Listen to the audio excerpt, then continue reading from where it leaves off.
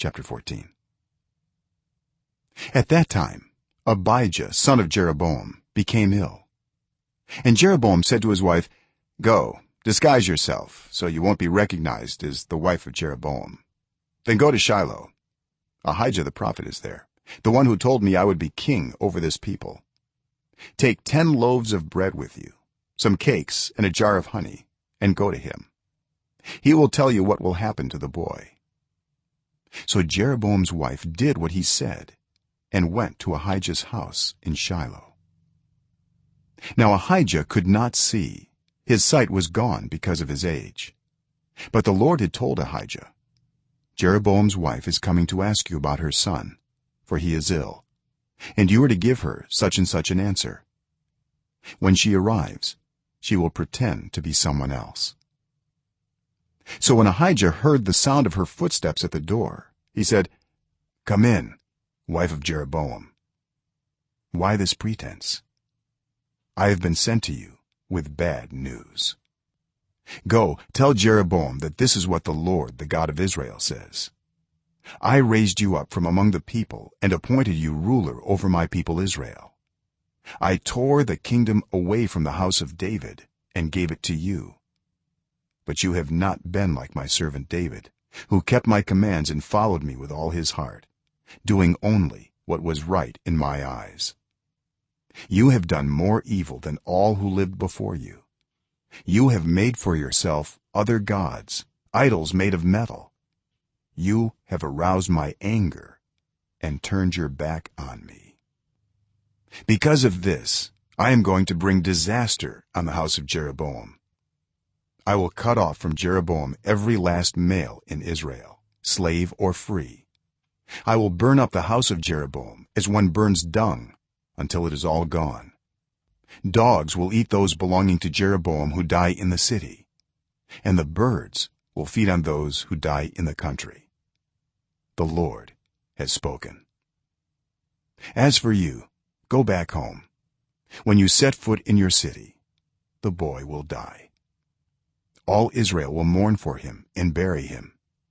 He is the only one belonging to Jeroboam who will be buried, because he is the only one in the house of Jeroboam in whom the Lord, the God of Israel, has found anything good. The Lord will raise up for himself a king over Israel who will cut off the family of Jeroboam. Even now this is beginning to happen. And the Lord will strike Israel, so that it will be like a reed swaying in the water. He will uproot Israel from this good land that he gave to their ancestors and scatter them beyond the Euphrates River, because they aroused the Lord's anger by making Asherah poles. And he will give Israel up because of the sins Jeroboam has committed and has caused Israel to commit.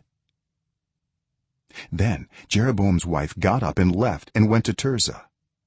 As soon as she stepped over the threshold of the house, the boy died.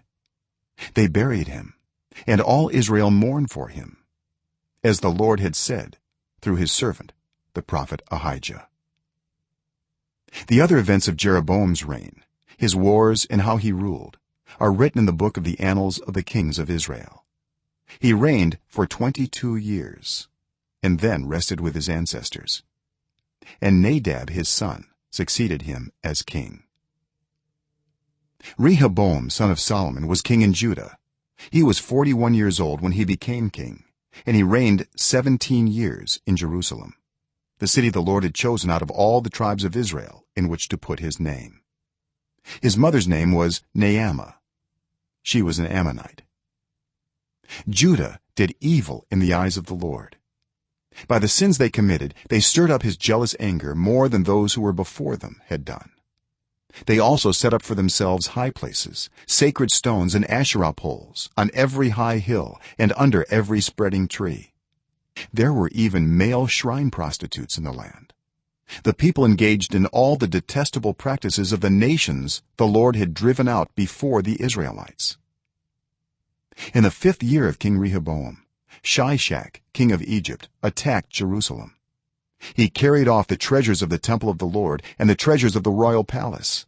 He took everything, including all the gold shields Solomon had made. So King Rehoboam made bronze shields to replace them, and assigned these to the commanders of the guard on duty at the entrance to the royal palace. Whenever the king went to the Lord's temple, the guards bore the shields, and afterward they returned them to the guard room.